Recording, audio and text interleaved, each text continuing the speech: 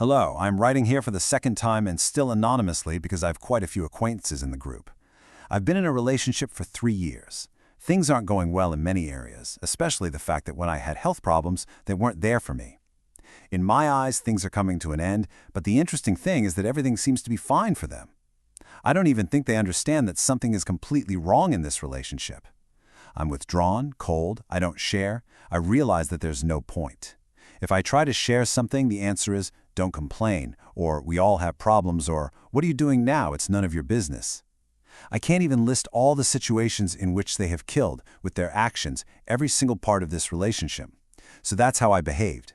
It doesn't work. I fought, shouted, talked, tried to explain to the other side, there's no hearing. It's not that they don't care about me at all, on the contrary, but I have to be the cleaner, the cook, and a tool for people. The rest of the time, I won't bother you. But I have a question about how such long relationships end. If you want, giving examples of breakups. I've broken up with people before, but they at least realize the problem in the relationship, and my current partner doesn't even realize the problems to the point that they're talking about marriage. I don't want to hurt them. They're not a bad person. They're just not mine.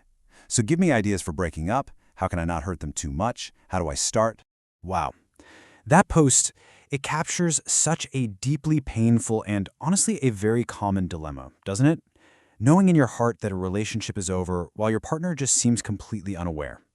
Trying to navigate this with integrity and care, it can feel absolutely impossible. So in this explainer, we're going to walk through a psychological framework and a really practical guide for ending a relationship with both clarity and compassion. So before we even jump into the how-to, it's really critical to understand the why. Why do you feel so withdrawn, so cold, and just so completely exhausted? I want you to know this isn't some personal failing. It's a psychological response to the environment you're in.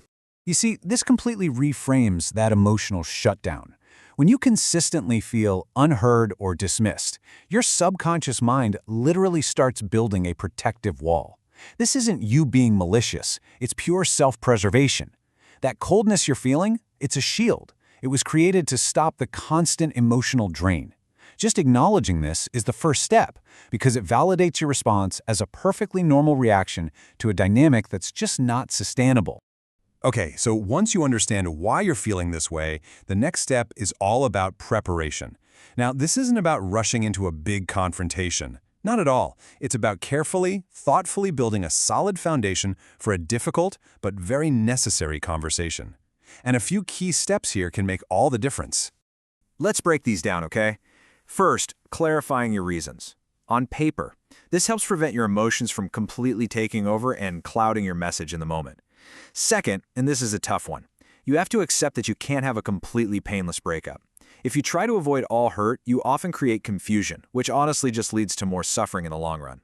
And finally, choosing a private, neutral time and place. This shows respect, and it sets the stage for as calm a discussion as you can possibly have.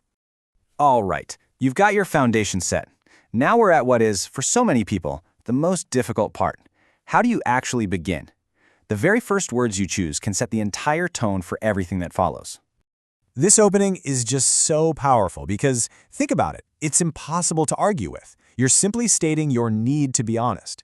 It immediately frames the conversation as a serious, personal reflection, not an attack. You're not starting a fight, you're inviting your partner to a moment of truth. And this right here, this highlights a core technique in communication.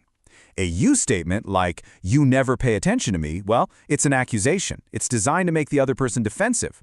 But an I statement like, I feel exhausted and unhappy, that's an undeniable expression of your own reality. It communicates the problem without assigning blame, and that is absolutely crucial for keeping the conversation from escalating.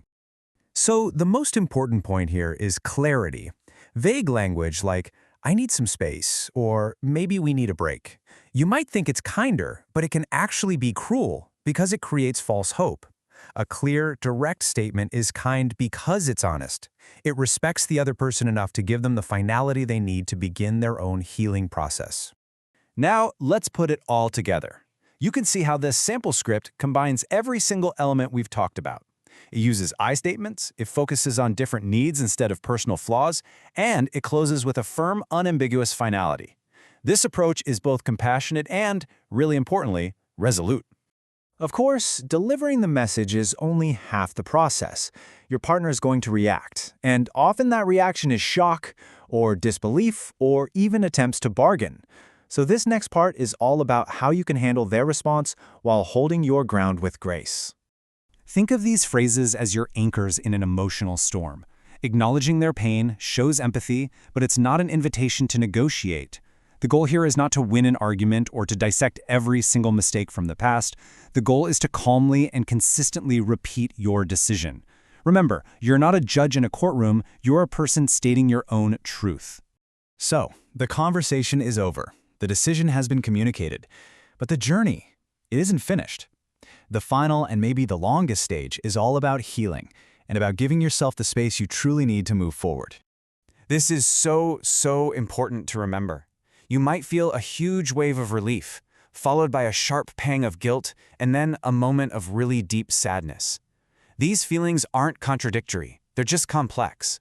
Feeling sad for what you've lost doesn't mean your decision was wrong. It just means you're human. Real healing requires space, and space requires clear boundaries.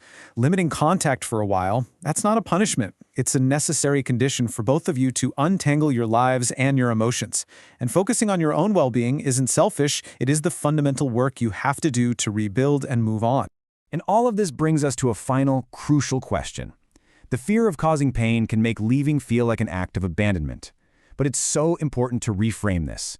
When a relationship is no longer grounded in a mutual truth, staying becomes the greater disservice to both people. When you look at it that way, leaving isn't abandonment. It's a difficult, painful, and ultimately a profound act of honesty.